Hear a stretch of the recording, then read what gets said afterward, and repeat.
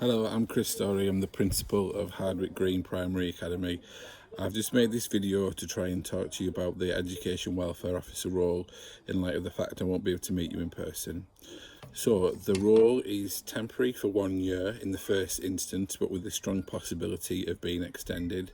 It's a part-time role, as seen. The hours are mornings every weekday, term time only 8 till 12, and the salary that's on there is obviously prorated to reflect the part-time nature of the role.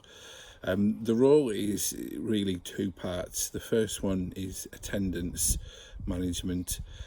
There's managing the attendance, looking at the data, identifying children who need support with attendance, and then helping the families with that.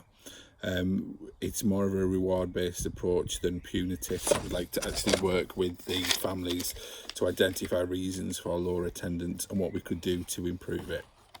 The second half of the role is family support.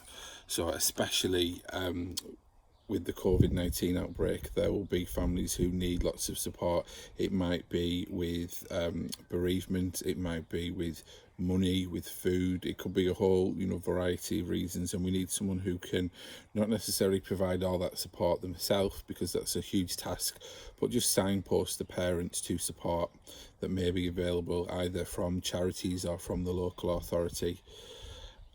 So really, some questions people have asked about: is my experience relevant? The most important thing is I'm looking for a people person, someone who can connect with the families, who can support them, who can be an ally to them. Your actual technical experience is less important than how you actually are with our families. The attendance side of it, we do use something called Sims to manage attendance that a lot of schools use. If you've got experience of that, great, but if not, don't worry. We've got people in school who can show you that. But we've also got two other sources of support. We've got someone who works for our Academy Trust who's an expert in Sims. She's available on the phone to speak to, and we've also got a sim support team called Code Green based in Wakefield. They're also available on the phone and will talk you through anything, will help you through any technical difficulties. So don't let that aspect of it put you off from applying, because it's something that you could catch up with and get experience of very quickly. As I've said, the main thing is I'm looking for someone to develop those relationships and be able to support the families.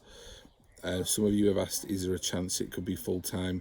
It won't be for this year, but I always review the staffing every year. Obviously budgets are something that could change drastically now. The government's obviously had to change lots of its spending plans based on COVID-19. So that is something that would be up for discussion around this time next year, but in the first instance it's for 1 year, part-time on mornings. If you do have any other questions, please drop me an email. I say I'm sorry I've not been able to ring everyone, but I've been inundated with expressions of interest about the post, which is good, because obviously it means it's an attractive post, but it means with everything that's going on at the moment, it's just been impossible for me to make telephone contact with everyone else. So I hope this video has been helpful for you, but please do drop me an email, which I should be able to respond to quickly. Hope to hear from you soon. Thank you very much. Goodbye and take care.